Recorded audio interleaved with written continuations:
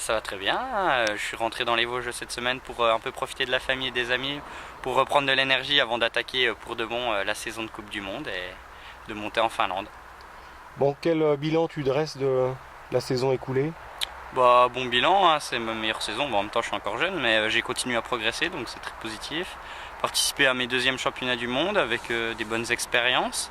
Et puis bah, mon premier top 10 en Coupe du Monde à Chauneuf, lors de l'étape à domicile, donc ça fait vraiment plaisir. Ouais. Je suis très content de cette saison et ça m'a donné beaucoup de confiance pour la suite. Oui, tu es basé dans le Jura, explique-nous. En fait, le centre d'entraînement national du ski nordique est basé dans le Jura. Donc j'habite à 10 km de là, à Bois d'Amont. Donc je suis obligé d'habiter là-bas. Et puis pour la neige et tout, c'est un peu plus facile. Il y a un peu plus de neige et un peu plus de lieux d'entraînement et de structures d'entraînement qu'ici dans les Vosges, notamment au niveau des tremplins, avec le tremplin de Chauneuf et le tremplin de Prémanon. Donc j'habite là-bas et puis c'est aussi plus facile parce que tous mes collègues de l'équipe de France sont là-bas aussi. Comment tu t'entraînes là par ces belles journées d'automne?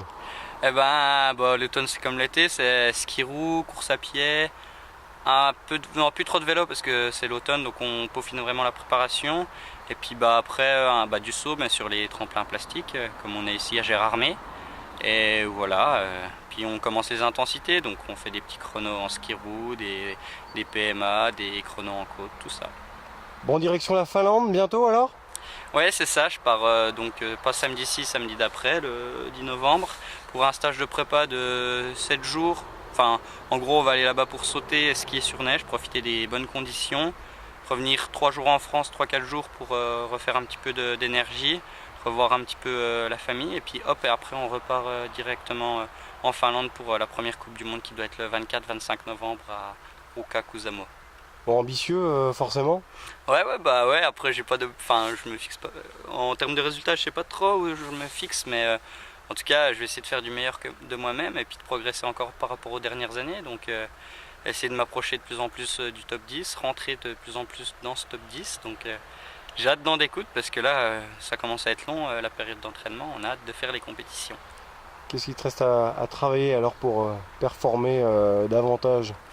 Bah déjà, je peux encore prendre un peu plus de caisse. Je pense que je suis encore assez jeune, j'ai 22 ans, donc en ski de fond, la caisse, elle vient au fur et à mesure des années.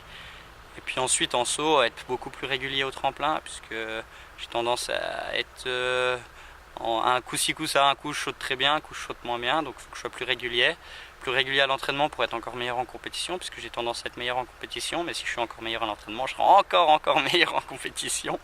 Donc voilà, et puis après, travailler le finish aussi, parce que les fins de course en combiné, c'est très important, comme dans la plupart des sports, et ça, il faut encore le travailler toujours et toujours.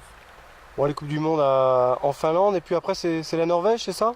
Ouais, c'est ça, on enchaîne directement la Finlande et la Norvège avec Lillehammer. Donc ça fait un bon bloc, donc ça va être plutôt sympa, 5 compètes en 7-8 jours.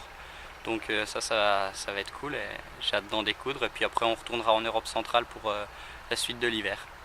Tu prends des conseils auprès d'un certain Maxime Laert, c'est ça?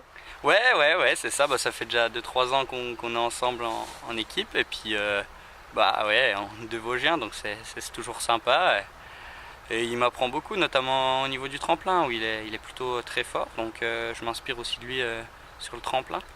C'est dans la préparation psychologique un peu qui te fait progresser, c'est dans quel domaine? Avec Jérôme Laert forcément? Un petit peu, un petit peu de tout. Quand je vois comment il a une approche psychologique, je me dis que j'ai encore à progresser là-dessus. On voit qu'il sait ce qu'il fait, qu'il est vraiment dedans et tout ça. Il arrive mieux à se concentrer, mieux à cibler ce qu'il a à faire et tout ça. Et puis même dans le niveau technique, tout simplement, ce qu'il fait, c'est très bon. Donc je regarde un peu ce qu'il fait. Ça m'aide aussi un petit peu à travailler. Après, chacun a sa technique en saut. Hein, même si la base est la base, mais chacun a ses petits trucs, c'est comme pour tout. Mais ouais, je m'en inspire pas mal. Et puis il a quand même pas mal d'expérience et il a évolué, donc il a appris pas mal de choses au fur et à mesure des années et c'est toujours bon à apprendre. Voilà, tout est préparé avec minutie, hein, il faut rien ne s'improvise dans ce genre d'épreuve. Non, c'est sûr, on prépare, on sait ce qu'on a à faire.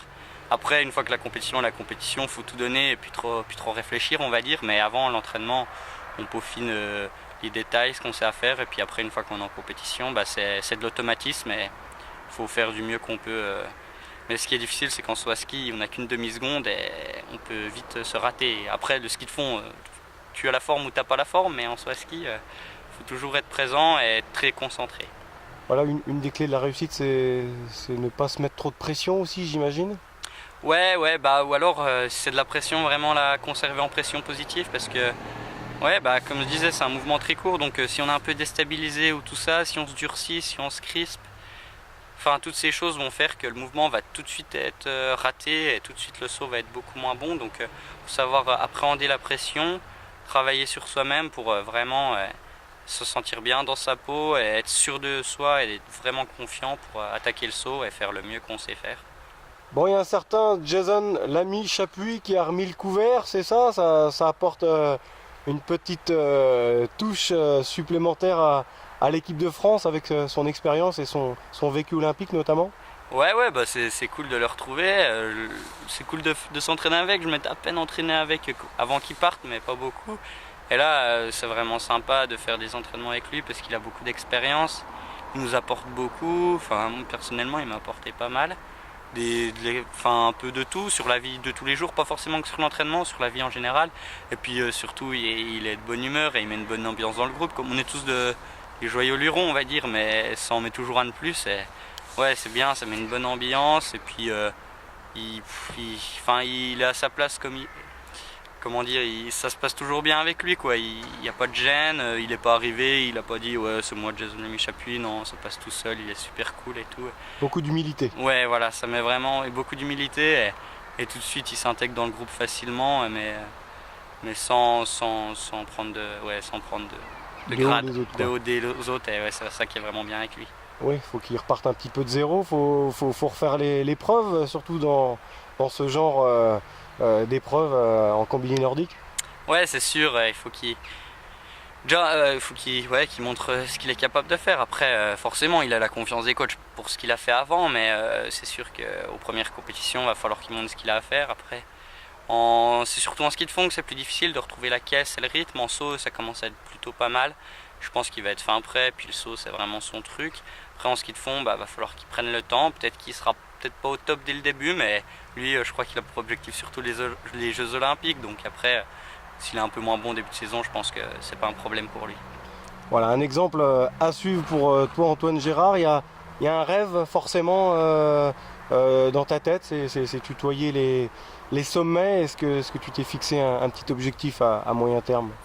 Ouais, bah déjà l'objectif c'est d'aller aux Jeux Olympiques et puis après on a déjà l'objectif, j'aimerais faire partie du par équipe et faire une médaille par équipe aux Jeux Olympiques, donc ça c'est déjà, finalement c'est presque à court terme là parce que c'est dans 3-4 mois, donc ça met une petite pression mais j'ai hâte d'y être et ouais ça c'est déjà un premier objectif. Après à moyen terme bien sûr j'espère être sur les podiums et réussir à gagner des coupes du monde régulièrement. On verra comment ça se goupille, je connais pas encore mon potentiel vraiment, je fais que de progresser pour l'instant, puis bien sûr après les médailles au grand championnat du monde ou aux Jeux Olympiques. On va déjà faire cela et puis voir ce qui se passe.